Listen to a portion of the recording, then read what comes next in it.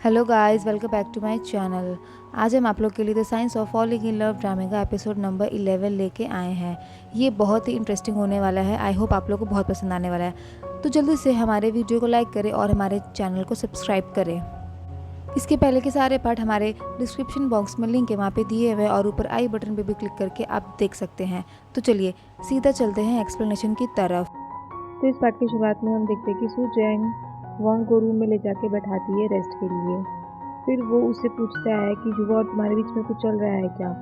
उसके बाद सू Chang rude reply करती है कि it's none of your business, तुम्हारे इससे कोई मतलब नहीं है। उसकी इंसल्ट कर देती है। फिर वो उसके लिए मेडिसिन लेने जाती है, तभी वहाँ पे जुआ आ जाता है और जुआ बोलता है कि तुम जाओ, मैं इसका ख्याल रखता हूँ। तो वहाँ पे जुआ उसके पास जाके बैठता है। फिर उसके बाद वो जानबूझ के वांग और नाटक करता है। वो कहता है मुझे भूख लग रही है। फिर उसके बाद जुआ उसको चिप्स खिलाता है। वो उसने सोचा था कि वो ऐसा नहीं करेगा, लेकिन वो उसे अपने हाथ से खिलाता है और वो फिर हंसने लग जाता है। उसके बाद जुआ बहुत सारी अपने हाथ में चिप्स लेके उसके मुंह में ठूस देता है और वो भी इसी लायक होता है। उसके बाद वो उसे पानी ऑफर करता है।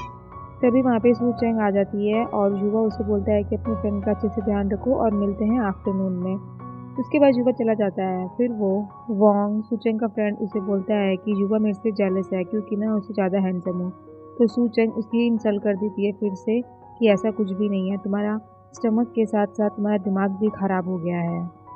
फिर उसका मुंह बन जाता है। उसके बाद अगले सीन में हम देख रहे होते हैं कि शीशी एनी पॉप अपने फ़ोन में गेम खेल रही होती है।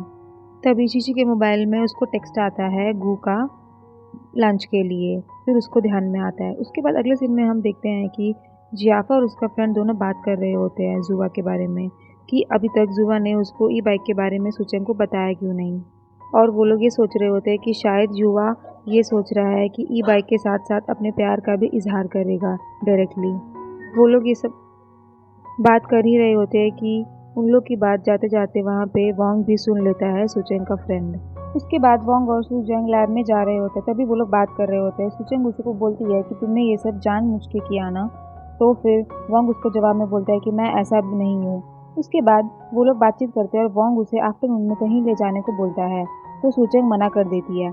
उसके बाद वांग बोलता है कि ओ समथिंग स्पेशल। तो फिर सुचेंग बोलती है कि it's none of your business, तुमसे मतलब। उसके बाद वांग बोलता है कि क्या तुम मुझसे कुछ छुपा रही हो।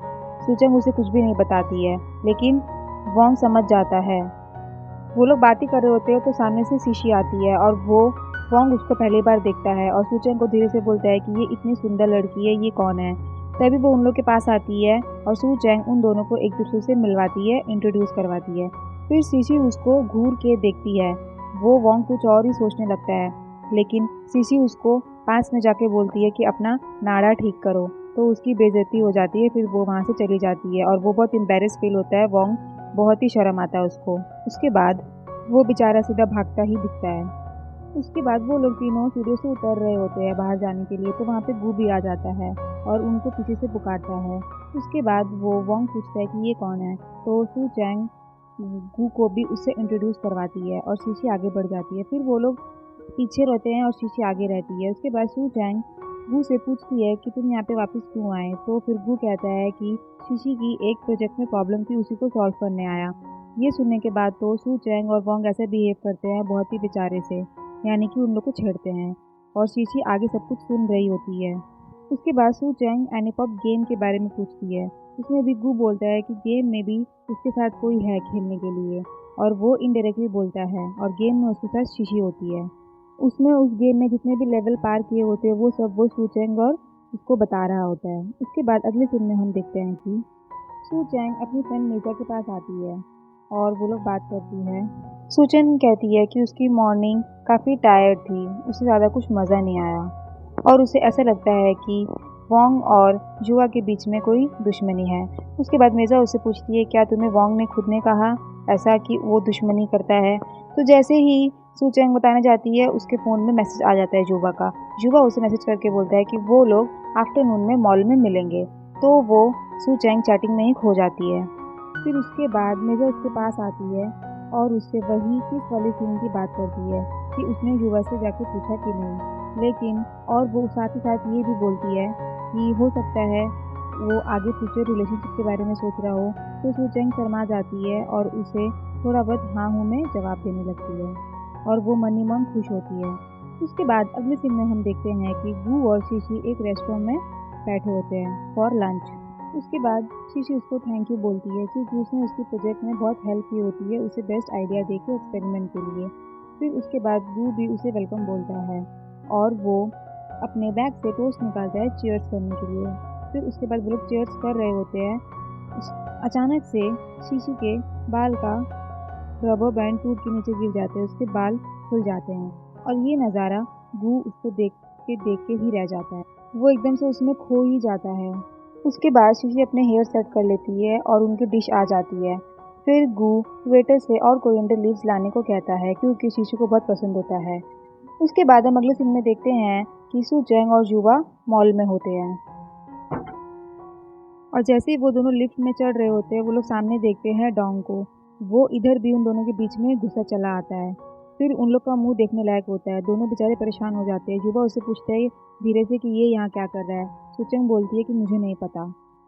उसके बाद युवा सुचंग को बोलता है कि चलो मिल्क टी पीने चलते हैं, वहाँ पे नई शॉप खुली है। तो वो लोग वहाँ पे सामने आते हैं और उनके पीछे पीछे डोंग भी आता है और वो देखता है कि वो शॉप 10 साल पुरानी होती है। फिर ये उन लोग दोनों के सामने बोलता है कि ये तो 10 साल पुरानी शॉप है, ये तुम्हें नहीं लगती है, और ये कह के बहुत हंसता है। उसके बाद सू चैंग पीछे से उसको बुला के बोलती है कि अगर तुमको यहाँ पे नहीं पीना है तो तुम यहाँ से दफ़ा हो जाओ, और उसका फिर से बेचारे का मुंह बन जाता है और आगे में युवा धीरे से हंस रहा होता है। उसके बाद वो लोग उस शॉप में मिल्क टी पीने जाते हैं। वहाँ पे वो लोग ऑर्डर करते हैं जो सू चैंग के पसंद का होता है, लेकिन वहाँ पे लास्ट कप ही बचा होता है और फिर वो लोग एक में ही शेयर करते हैं। उसके बाद सू चैंग जब वापस लेने जाती है ऑर्डर, तो वो स्ट्रॉ उठाती है और ये स्ट्रॉ उठाते उठाते वो सोचती है, इमेजिन करती है, अपनी दुनिया में खो जाती है कि वो लोग साथ में शेयर करके पी रहे हैं। फिर वो अपनी दुनिया से बाहर आती है तो युवा के पास जाके बैठती है और जैसे ही वो लोग पीने जाते हैं तो वहाँ पे फिर से वो वोंग उनके बीच में आके बैठ जाता है और वो भी एक ड्रिंक लाया होता है। अब दोनों ही उस बेचारी के पीछे पड़ जाते हैं कि पहले मेरा ड्रिंक पियो, पहले मेरा ड्रिंक पियो। वो बेचारी इरिटेट हो जाती है और वहाँ से चली जाती है। उसके बाद युवा और वोंग दोनों बात कर रहे होते हैं और वोंग उसे छेड़ने की कोशिश करता है। उसे इनडायरेक्टली बोलता है कि क्या तुम अपने मन की फीलिंग्स बताने में शर्मा रहे हो।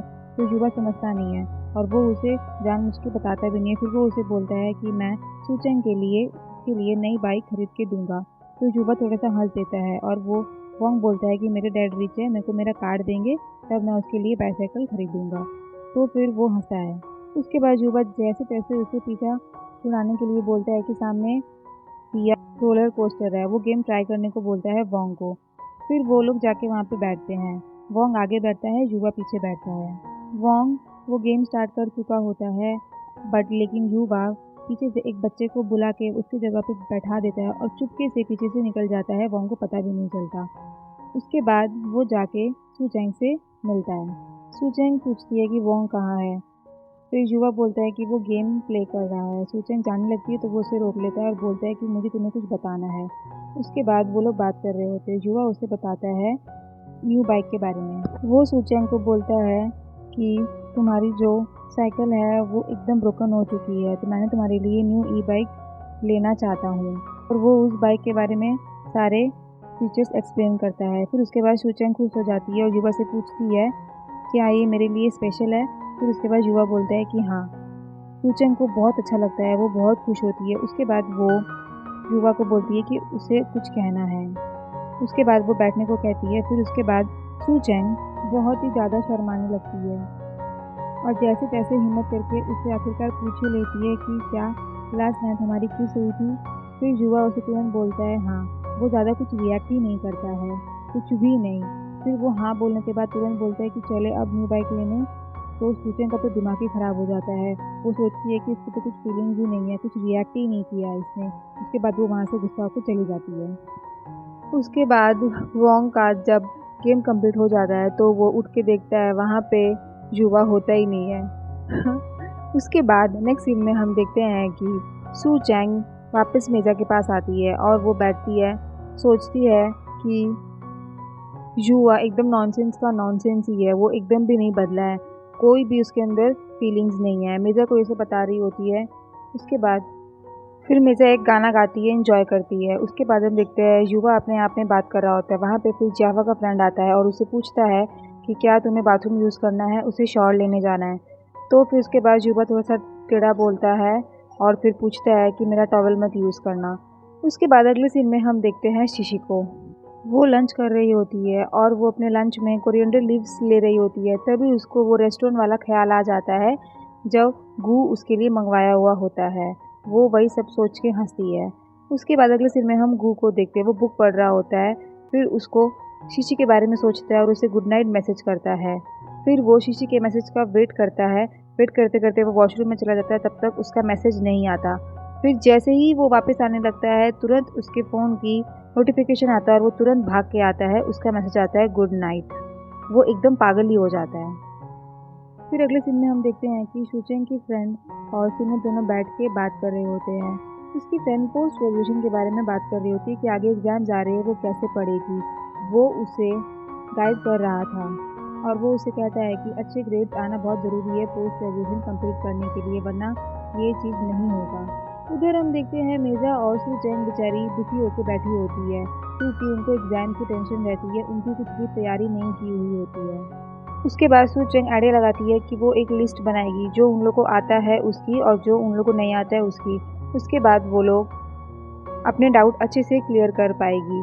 उसके बाद वहाँ पे उन लोग के पास उसकी फ्रेंड आ जाती है और वो भी एग्ज़ाम्स के रिलेटेड उनसे डिस्कस करती है और उसको एक बुक मिलती है जो वो अपनी फ्रेंड्स लोग को बताती है, इससे उन लोग को पढ़ने में आसानी हो।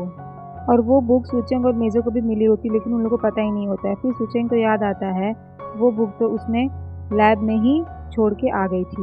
उसके बाद वो सीधा लैब जाती है, वहाँ पे उसे युवा मिलता है। युवा उससे बात करना चाहता था लेकिन वो उससे बात नहीं करती है, बोलती है कि मेरा एग्ज़ाम है, एग्ज़ाम ख़त्म होने के बाद मुझसे कांटेक्ट करना। उसके बाद वो सीधा अपने डेस्क के पास जाती है, वहाँ पे बॉक्स में अपनी बुक्स ढूंढती है लेकिन जो उसे चाहिए वो उसे नहीं मिलती है। फिर जियाफा बोलता है कि कहीं ये तो नहीं, और जियाफा उस बुक्स को अपने कंप्यूटर के नीचे रख के रखता है। फिर शुचेंग का मुंह बन जाता है, वो उसे बोलती है ये क्या चीज़ है यूज़ करने की, ये मेरी बहुत इंपॉर्टेंट बुक्स है। फिर जियाफा उसे सॉरी वारी बोलता है और उन लोगों के एग्ज़ाम के लिए प्रोबेबिलिटी थ्योरी के लिए पढ़ने के लिए बहुत सारी टिप्स देता है। फिर उसके बाद शुचेंग उन लोग की टिप्स सुन लेती है और वो और मेजा तैयारी करने जाती है, तो बेचारी उन लोग उसकी टिप्स सुन के उन लोग को कभी नींद आती है, कभी वो लोग एक्सरसाइज के थ्रू तैयारी करती है, कभी कौन सा मेथड, कभी वो लोग बुक में अंडरलाइन करती है। वो लोग बेचारी पागल ही हो जाती है, लेकिन फिर भी उसके टिप्स का उन लोग पे कोई असर नहीं हुआ रहता है। वो लोग बेचारी कुछ कर नहीं पाती। उसके बाद शुचोंग और मेजा जैफो को कॉल लगाती है। वो कॉल स्पीकर पे डालता है और वहाँ पे जिहुआ भी बैठा हुआ सब सुन रहा होता है। शुचोंग बोलती है कि जो तुमने टिप्स बताए हैं उसको कोई भी असर नहीं हो रहा है, कोई भी फ़र्क नहीं पड़ रहा है, कोई भी मेथड काम नहीं कर रहा है। और वहाँ पे बगल में जियाफा का फ्रेंड बैठा हुआ बोलता है कि जियाफा नॉनसेंस है, उसकी बात मत सुनो, मैं तुम्हें टिप्स दूंगा, उसको फॉलो करना।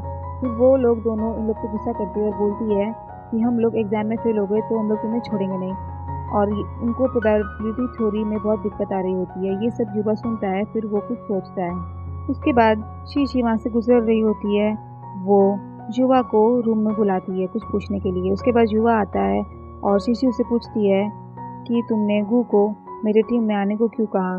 तो युवा बोलता है कि वो बहुत ही अच्छा है और उसको बायोलॉजिकल एक्सपेरिमेंट्स में बहुत सारी नॉलेज है, बहुत हार्ड वर्किंग लड़का है। उसके बाद शीशी पूछती है कि किसका आइडिया काम में लिया जाए, तुम्हारा या फिर गू का। उसके बाद युवा बोलता है कि ऑफकोर्स गू का। फिर वो वहाँ से चला जाता है। उसके बाद अगले सीन में हम देखते हैं कि शीशी लैब में बैठ के कुछ एक्सपेरिमेंट्स कर रही होती है और वहीं पे गू आता है, उसकी हेल्प करता है। वो उसको देख के एक बार शॉक तो होती है, लेकिन फिर उसे वो कुछ नहीं बोलती और अपना काम करती है। और वो जो भी लैब में कर रहा होता है सब चीज़ नोटिस करती है चोरी चुपके। उसके बाद लैब में गू शीशी को बोलता है ग्रुप चेंज करने के लिए, और वो जब तक शीशी के ग्रुप में है तब तक वो जितना सीख पाए सीख ले। उसके बाद शीशी जब बैठी रहती है तो उसका फिर से वही हेयर से रबर बैंड टूट के नीचे गिर जाता है। फिर से वही वो ऑकवर्ड फील करती है और तभी वहाँ पे गू के पास ऑलरेडी रबर बैंड होता है। तब शीशी उसे बोलती है क्या तुम हेयर बैंड दिन भर साथ में लेके घूमते हो। तो गू बोलता है कि ऐसा नहीं है। फिर अचानक से शीशी गिरने वाली होती है, तभी गू उसे बचा लेता है और वहाँ पे थोड़ा सा रोमांटिक सीन हो जाता है। उसके बाद अगले सीन में हम देखते हैं कि युवा बुक शॉप में जाता है प्रोबेबिलिटी थ्योरी का बुक खरीदने के लिए सू चैंग के लिए, जिसमें उसको प्रॉब्लम आ रही होती है। उसके बाद अगले सीन में हम देखते हैं कि रात भर युवा वो बुक में बैठ के कुछ मार्क कर रहा होता है और इसी के साथ हमारा ये पार्ट यहाँ पे ख़त्म होता है। नेक्स्ट पार्ट के लिए स्टे ट्यून्ड। लाइक कीजिए, शेयर कीजिए और हमारे चैनल को सब्सक्राइब ज़रूर कीजिए। इसके अगले पार्ट का वीडियो हमारे चैनल पे बहुत जल्दी ही अपलोड होगा और वो भी बहुत इंटरेस्टिंग होने वाला है। तो देखने के लिए स्टे कनेक्टेड। तब तक के लिए बाय बाय।